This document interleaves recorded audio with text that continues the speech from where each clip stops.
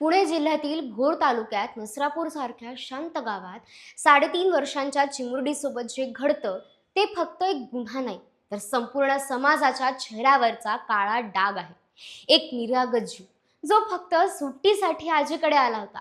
अंगणात खेळणारी ती पावलं अचानक कायमची थांबवली गेली, आणि तेही एका 65 वर्षाच्या नराधमाने. हे काय चाललंय? दुपारी खेळत असलेल्या त्या मुलीला आमिष दाखवून गोठ्यात नेलं जातं. तिच्यावर अत्याचार होतो आणि त्यानंतर दगडाने ठेचून तिची हत्या केली जाते. एवढ्यावरच थांबत नाही, तिचा मृतदेह शेणाखाली लपवला जातो. हे ऐकून अंगावर काटा नाही येत का? आपण खरंच माणूस म्हणून जगतोय का? गावकरी शोधतात, सीसीटीव्ही फुटेज तपासतात, आणि शेवटी गोठ्यातून त्या चिमुरडीचा मृतदेह सापडतो. त्या क्षणी त्या कुटुंबावर काय बितली असेल याची कल्पना तरी आपण करू शकतो का? आरोपी पकडला जातो आणि कोर्टात काय म्हणतं माहितीये?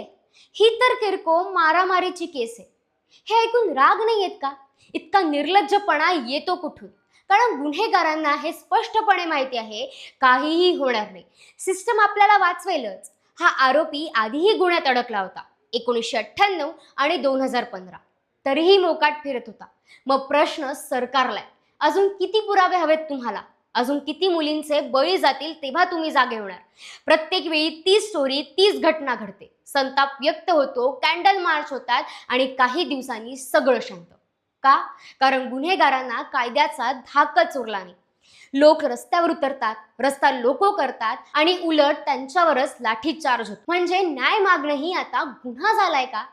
महाराष्ट्राचे मुख्यमंत्री देवेंद्र फडणवीस असो किंवा सत्तेत बसलेले इतर नेते, तुम्हाला खरंच प्रश्न विचारण्याची वेळ आली. तुमचं प्रशासन नक्की काम कोणासाठी करतंय? सामान्य लोकांसाठी की गुन्हेगारांसाठी? सुप्रिया सुळे यांनी निषेध व्यक्त केला, फास्ट ट्रॅक ट्रायलची मागणी केली, पण प्रश्न आहे, फक्त पोस्ट टाकून न्याय मिळतो का?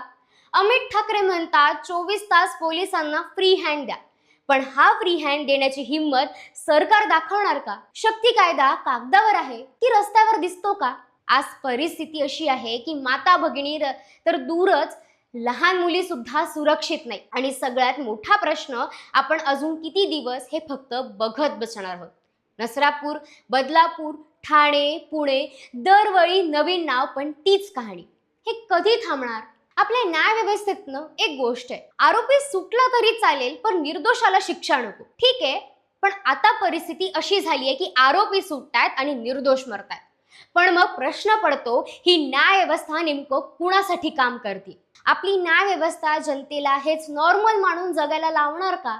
आता तर असा प्रश्न पडायला लागलाय, जर त्या चिमुरडीसाठी न्याय मागणं गरजेचं आहे, पण त्याहून जास्त गरजेचं आहे पुढची चिमुरडी वाचवणं. सरकारला एकच प्रश्न, कायदा कडक आहे की फक्त कागदावरच कडक आहे? आणि जर खरंच कडक असेल तर मग गुन्हेगार अजूनही इतक्या निर्धास्तपणे का फिरतायत? ज्या देशात यत्र नार्यस्त पूज्यन्ते तत्र नमन्ते देवता असं म्हटलं जातं, त्याच देशात स्त्रिया सुरक्षित नसतील तर काय करायचं? जनतेने सरकारला हे सगळं बघण्यासाठीच निवडून दिलंय का हो? याचं उत्तर सरकारला आता द्यावं लागेल. कारण ही फक्त एक केस नाही, हा आपल्या सगळ्यांच्या सुरक्षिततेचा एक प्रश्न उरलाय. आता ह्या सगळ्या मुद्द्यावर तुम्हाला काय वाटतं? खरंच सरकार इतकं कमकुवत होत चाललंय का की माता भगिनी सुद्धा रस्त्यावर उतरतायत तेव्हा त्यांच्यावर सुद्धा पोलीस कर्मचाऱ्यांकडून लाठी चार्ज केला जातोय? प्रत्येक माता भगिनीला हा प्रश्न पडतोय, जर मी उद्या रस्त्यावर निघतेय तर मी सुरक्षित आहे का? हा देश प्रत्येक नारी भगिनीसाठी, प्रत्येक स्त्रियांसाठी, प्रत्येक चिमुरडीसाठी कधी सुरक्षित होणार याचं उत्तर सरकारला, प्रत्येक स्त्रियांना द्यावंच लागेल.